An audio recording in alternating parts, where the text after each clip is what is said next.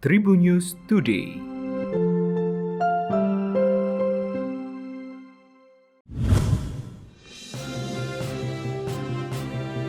Tribuners, Anda sedang menyimak informasi dari Tribun News Today.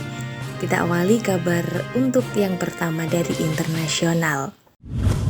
Mantan Perdana Menteri Israel Benjamin Netanyahu telah memulai negosiasi bersama koalisi untuk membentuk pemerintahan. Setelah 1 tahun menjadi oposisi dan bertahun-tahun kekacauan politik yang dipicu oleh persidangan korupsinya yang sedang berlangsung, politisi veteran ini kembali dalam pemilihan Perdana Menteri pada Selasa 31 Oktober lalu. Dengan bantuan Partai Ultra-Ortodoks dan aliansi baru serta politisi sayap kanan, Netanyahu memenangkan suara mayoritas di pemilihan kelima. Netanyahu yang sudah menjadi Perdana Menteri terlama di negara ini akan tetap menjabat setidaknya selama 4 tahun ke depan. Saat sudah kembali ke kantor, prioritas pertama Netanyahu adalah mengupayakan agar persidangannya dibatalkan. Dalam sistem politik Israel, membentuk koalisi diperlukan untuk memerintah. Pemerintahan baru mendatang kemungkinan akan menjadi yang paling ekstremis dalam sejarah Israel. Kabar regional, sebuah video tentang pernyataan seorang anggota TNI berinisial Serda AA yang melaporkan dugaan perselingkuhan istrinya viral di media sosial. Video lama ini kembali viral di Twitter. Dari keterangan Serda AA, istrinya melakukan perselingkuhan dengan anggota Polsek Loano Polres Purworejo berinisial Aibda AL. Belakangan diketahui Aibda AL bertugas sebagai Babin Kantipnas Polsek Loano. Menurutnya, oknum polisi ini telah memaksa dan mengajak istrinya untuk selingkuh. Bahkan kasus skandal itu berlanjut hingga perzinahan yang dilakukan di rumahnya hingga digerebek warga. Ternyata kasus perselingkuhan yang diadukan dalam video tersebut terjadi pada Februari 2022 lalu.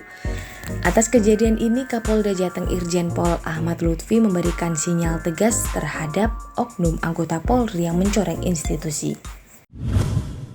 Kompleks Stadion Utama Gelora Bung Karno selama ini menjadi salah satu lokasi favorit yang dipilih promotor untuk menggelar konser musik. Menurut Direktur Utama GBK, Rahmadi Afif Kusumo, pihaknya telah menetapkan beberapa aturan yang memang harus dipatuhi oleh promotor yang ingin menggelar konser di sana. Salah satunya terkait kapasitas maksimum penonton.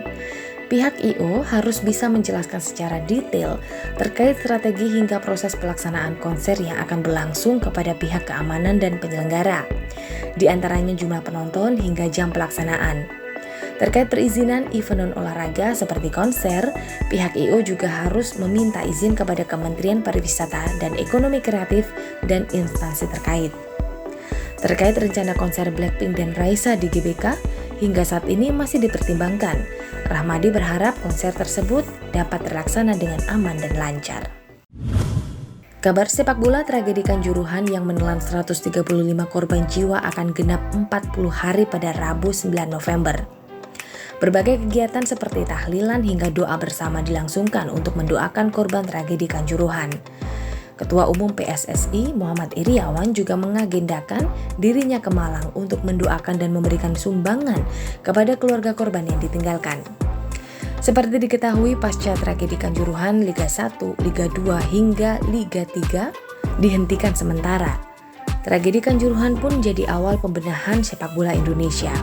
Bahkan PSSI telah membentuk Satgas Transformasi atau Task Force Sepak Bola Indonesia yang dihuni oleh berbagai kementerian dan Polri.